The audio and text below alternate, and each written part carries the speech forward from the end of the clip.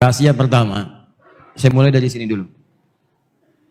Ini ayat sangat penting. Bahkan keutamaannya luar biasa. Bahkan ada ulama yang menyebutkan rahasia Al-Quran rangkumannya ada di Al-Fatihah. Rahasia Al-Fatihah rangkumannya ada di Bismillahirrahmanirrahim. Begitu antum memahami Bismillahirrahmanirrahim, maka antum akan mendapatkan anugerah luar biasa. Lihat sini baik-baik. Masih ingat tadi? Saya cepat ya.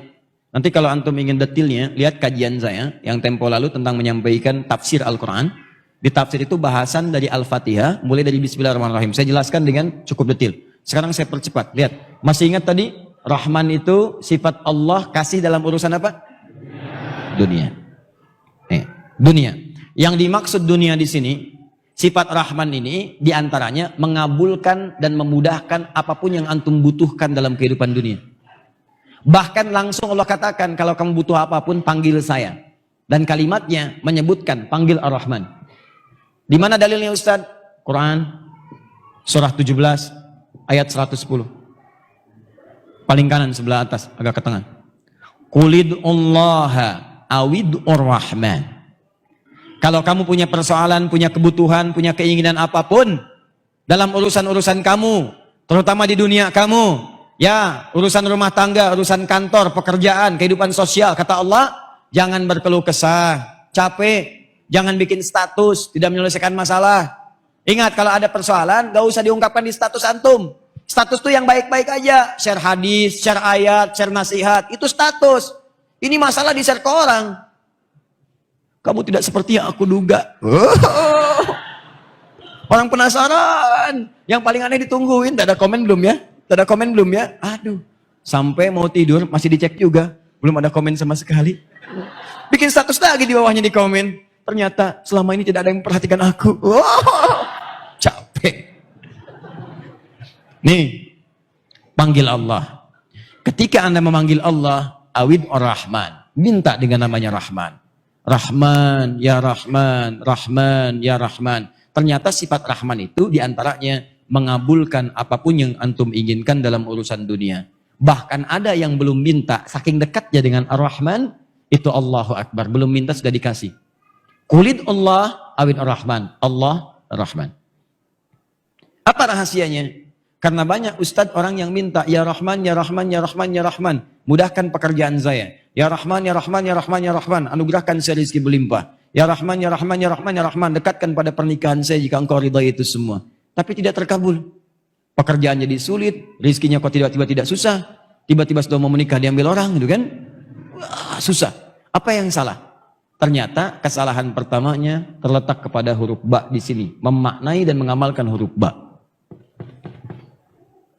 Ba itu dalam bahasa Arab punya 14 arti.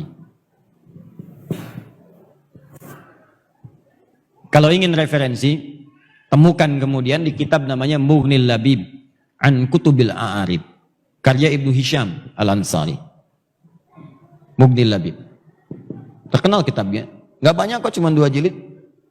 Satu jilidnya kurang lebih 300 sampai 400 halaman. Ini jilid pertama. Yang pernah saya baca halaman 29 sampai 59. Disebutkan 14 arti ini. Ada ba ilsaq, ba musahabah, ba istighraq, ba at-tahdid min duni, ba tab'in min duni tahdid, ba at-tab'id ya ma'at tahdid. Banyak sampai ada fungsi 14. Ba lil ghayah dan seterusnya. Nanti setiap antum baca Quran, huruf ba itu bisa beda-beda. Ada ba taukid, alaihissallahu bi ahkamil hakimin. Apa fungsi ba-nya di situ? Ya, wamsahu biru'usikum saat wudu. Al-Maidah ayat ke-6 itu. Wamsahu biru'usikum, begitu mengusap kepala pakai ba. Ba-nya beda-beda di situ. Silahkan antum baca, teliti dengan baik. Kalau sudah paham hukumnya, indah cara baca Quran antum. Ada orang kita, sahabat kita, saudara kita di Indonesia, itu hebat. Dapat PhD di Al-Azhar di Mesir. Hanya membahas huruf ba di Quran surah 5 ayat ke-6. Wamsahu biru'usikum. Kenapa saat membasuh kepala pakai ba? Dibahas huruf ba ini diuraikan oleh beliau. Ba, dapat doktor. S3, PhD, membahas ba. Tuh, yang belum dapat silakan. Ada huruf ta, huruf fa, huruf jim, huruf fa, sampai ya. Banyak. Perbanyak S-nya sampai dingin. Nah, yang ini, ba di sini, ini luar biasa maknanya. Pertama, dia bermakna al-musahabah wal ilsaq. Musahabah wal ilsaq. Kedua, bermakna ghayah. Dua utama ini. Dua utama ini antum kerjakan, maka ini antum bisa raih dengan cepat. Ustadz, apa itu musahabah wal ilsaq? Sebelum saya teruskan, saya boleh minta dispensasi waktu lah. 10 menit boleh nggak? Boleh ya? Nah, supaya ini terjelas. Kalau tidak ya saya tunda pertemuan berikutnya. Ya, boleh? Baik. Baik, teman-teman sekalian, musahabah itu sesuatu yang dekat menyertai. Menunjukkan sesuatu yang dekat yang menyertai. Gadan insyaallah ana mawujud di bumi Panyawangan. Pakai ba bukan fa. Bi bukan fi. Besok nanti saya ada di bumi Panyawangan. Maksud di bumi Panyawangan itu saya dekat di daerah itu. Di situ nggak jauh-jauh, nggak kemana-mana. Dekat di situ. Ya kalau ada ba berarti di dalamnya, di lingkungannya, nggak berpisah, lekat di situ, nggak kemana-mana. 24 jam saya di situ. Misal. Kalau pakai fi bumi Panyawangan, daerahnya masih umum, bisa depan pagarnya, bisa dekat area sekitarannya. Jadi kalau Anda ingin menunjukkan sesuatu yang lekat, dempet, nempel, sifatnya menyertai, maksudnya gunakan huruf ba. Apalagi kalau sudah ilsok itu rapat, tak terpisahkan, rapat. Ya, lem dalam bahasa Arab disebut dengan lisok, karena fungsi lem itu untuk merapatkan dua hal yang terpisah, rapat, nempel kayak perangko. Nempel. Itu lisok.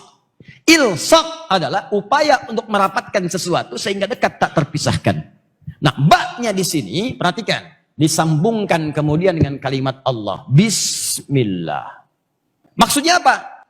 Rahasia terbesarnya ada dalam kalimat Nabi sallallahu alaihi wasallam, kullu amrin dzibalin la yubda'u fihi bismillahirrahmanirrahim fahuwa abtar. Setiap perbuatan yang baik-baik yang dikerjakan saat antum berada di dunia, tidak antum kerjakan karena Allah Subhanahu wa taala, maka terputuslah. Terputus di sini bisa dua hal. Satu, pahala akhiratnya tidak punya pahala. Yang kedua adalah barokah dunianya. Tidak dipercepat kemudian oleh Allah Subhanahu wa taala apa yang ia kerjakan itu dari hasilnya. Maka kalau ingin cepat antum kerjakan, kata Nabi, lihat baik-baik. Ketika mengungkapkan kalimat Bismillahirrahmanirrahim, hurufnya menggunakan ba, maka praktekkan fungsi ini. Maksudnya apa? Kata Nabi, begitu akan mengerjakan segala sesuatu hal, ucapkan Bismillahirrahmanirrahim, atau singkat misalnya Bismillah, tapi bukan sekedar diucapkan, fungsi ba-nya dipakai. Begitu Anda akan mengerjakan sesuatu, maka rasakan musahabah ilsaq. Anda itu sedang lekat diawasi oleh Allah Subhanahu wa taala. Anda itu sedang dekat dengan Allah. Jadi kalau orang-orang ingin memulai pekerjaan apapun, rasakan saat dikerjakan itu, antum sedang diawasi, lekat ilsok seperti lem nempel. Diawasi oleh Allah. Dilihat Allah. Maka orang-orang yang kemudian melakukan sesuatu, dan dia merasakan, dilihat, diawasi oleh Allah, maka cara mengerjakannya akan berbeda. Contoh, antum sedang ujian. Tiba-tiba antum mengetahui bahwa di sampingnya ada pengawas. Dekat begini, nempel. Ini ujian, ini di sini, gini aja. Pertanyaan saya, antum serius nggak ngisi jawabannya? Serius. Antum di kantor, supervisornya di samping, begini aja. Apakah sempat antum buka-buka WA? Terus ngambil selfie? Teman, jangan balas dulu, ini supervisor di samping saya nih. Mustahil. Pasti Anda akan serius. Nggak di samping pun ada CCTV, itu karena kelihatan, dikasih tahu nih. Jangan sembarangan ya, kami akan awasi nih. Yang nyontek, pasti akan kami berikan hukuman. Yang menyimpang, kami berikan hukuman. Itu pasti akan serius luar biasa. Maka bagaimana dengan orang yang sholatnya Bismillahirrahmanirrahim, ba-nya dia lakukan ketika dia kerjakan, dia merasakan Allah sedang melihat sholat saya, Allah sedang mengawasi saya.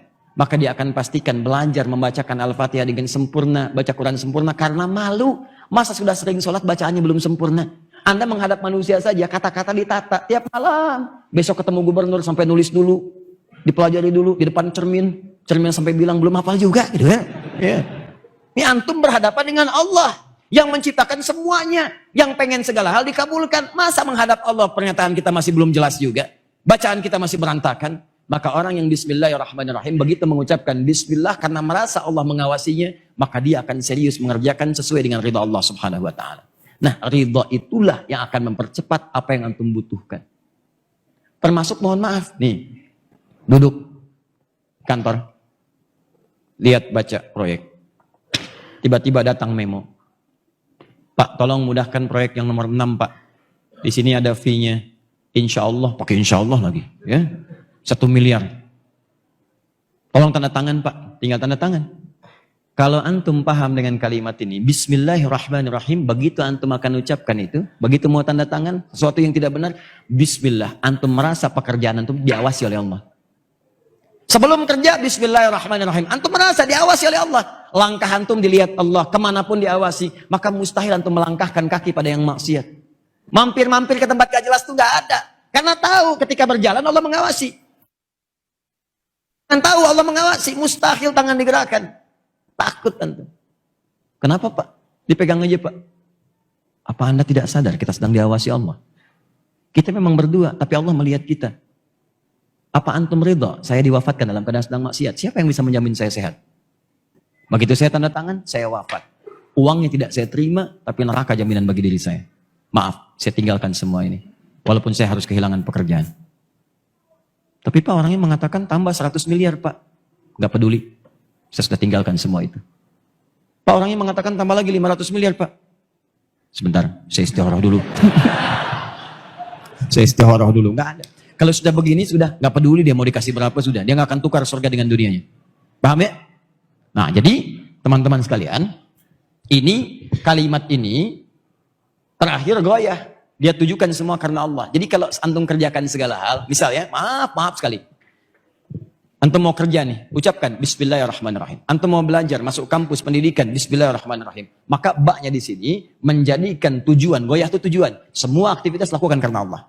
Makan karena Allah, minum karena Allah, kerja karena Allah, merawat anak karena Allah, ya merawat masjid karena Allah. Begitu antum kerjakan semua karena Allah, lillah, bukan karena yang lain. Maka diucapkanlah itu kalimat Bismillah untuk menunjukkan keseriusan itu. Maka mau minum, Bismillah, minumnya karena Allah. Mau makan, Bismillah. Makan karena Allah. Mau berpakaian, Bismillah. Karena Allah. Mengerjakan aktivitas, karena Allah. Antum aja ngerjakan pekerjaan manusia. Bos, saya sudah kerjakan. Siap. Kamu lakukan ini. Siap. Kamu kerjakan ini. Siap. Begitu antum kerjakan karena bos antum mudahkan urusan antum. Belum waktunya gajian, telepon bendahara. Si Fulan duluin tuh. Tambahin aja kalau bisa. Manusia saja bisa memberikan seperti itu. Maka bagaimana Allah yang punya sifat Rahman. Maka hamba-hamba yang meniatkan semuanya karena Allah, mengerjakan karena Allah, maka Allah akan mudahkan apapun yang dia butuhkan dalam kehidupan dunianya.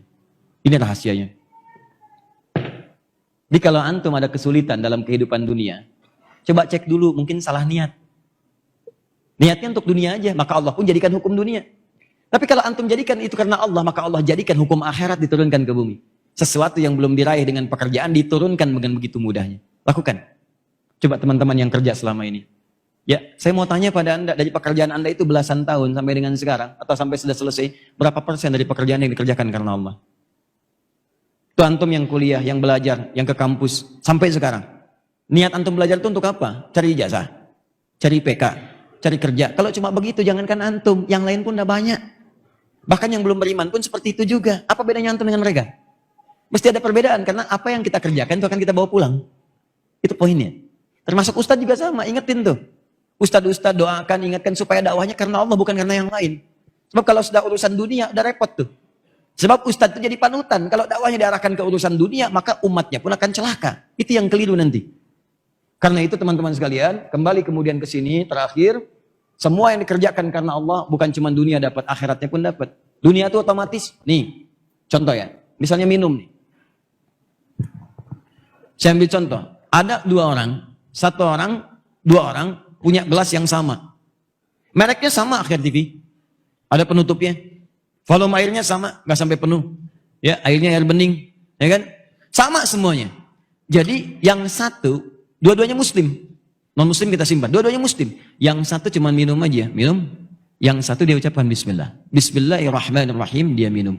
Maka minuman yang diucapkan karena Allah dengan menyebut bismillahirrahmanirrahim, pertama barakah sifat Rahman akan diturunkan pada minuman itu. Minuman ini akan menjadi energi bagi peminumnya yang bukan sekedar menghilangkan haus. Kalau cuma menghilangkan haus, dua-duanya hausnya hilang. Tapi yang ini ada energi positif untuk merespon kebaikan-kebaikan yang ditawarkan kepadanya. Ini jadi tenaga nih.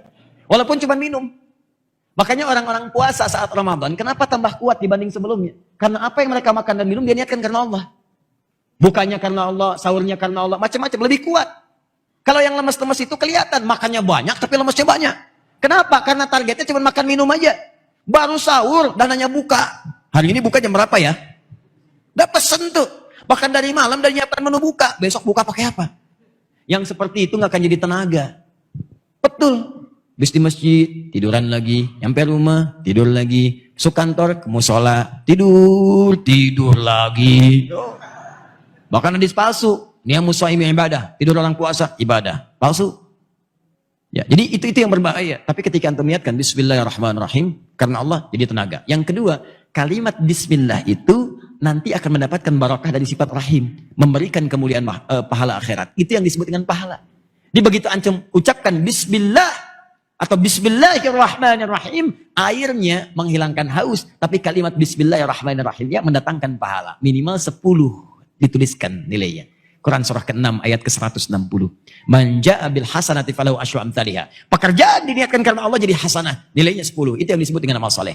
Maka Bismillahirrahmanirrahim, pahala. Datanglah kemudian itu, masuklah antum dengan bekal itu ke surga.